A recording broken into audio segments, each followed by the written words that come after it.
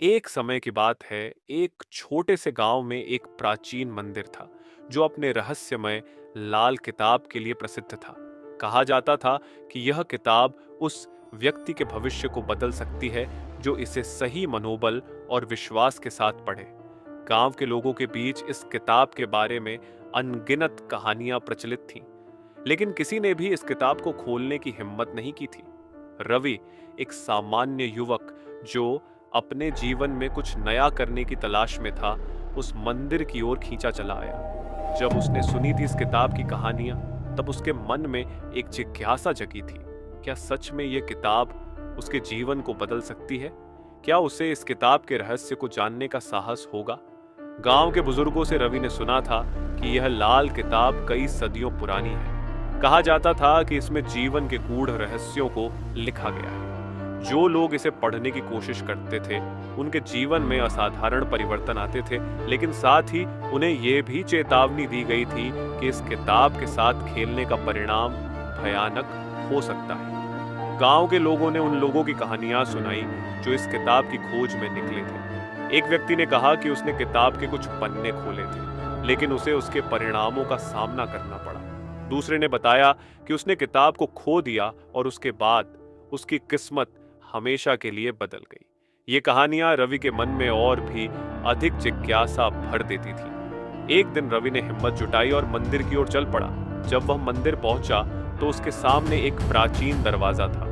दरवाजे के अंदर जाने के बाद उसने देखा कि चारों ओर अंधेरा था, लेकिन तभी उसकी नजर एक खूबसूरत लाल किताब पर पड़ी जो मंदिर के एक पुराने पीढ़ी के आसन पर रखी हुई थी।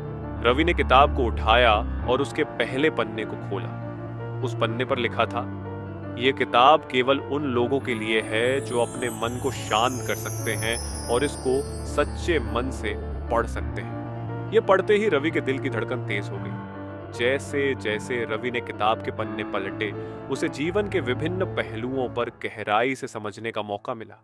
पहले पन्ने पर उसे ध्यान, संयम और आत्मविश्वास पर लिखा हुआ मिला। हर पन्ना एक नई कहानी, एक नया अनुभव और एक नया पाठ था।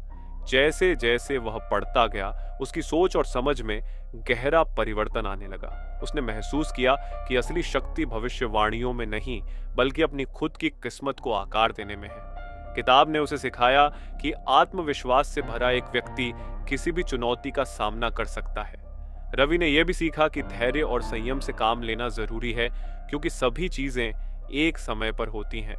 आखिरकार किताब ने उसे बताया कि वह उसे छोड़ने का समय आ गया है। जो तुमने सीखा है वह तुम्हारे भीतर है, किताब ने कहा। यह सुनकर रवि के दिल में एक नई ऊर्जा भर गई। उसने किताब को मंदिर में लौटाते हुए सोचा कि उसे अपने जीवन में इसे नहीं, बल्कि इसकी सीखों को अपने साथ ले जाना है। वह अपने गांव लौट आया और अपने जीवन को नए सिरे से जीने का संकल्प किया। रवि ने अपनी नई सोच और समझ के साथ जीवन में कदम रखा।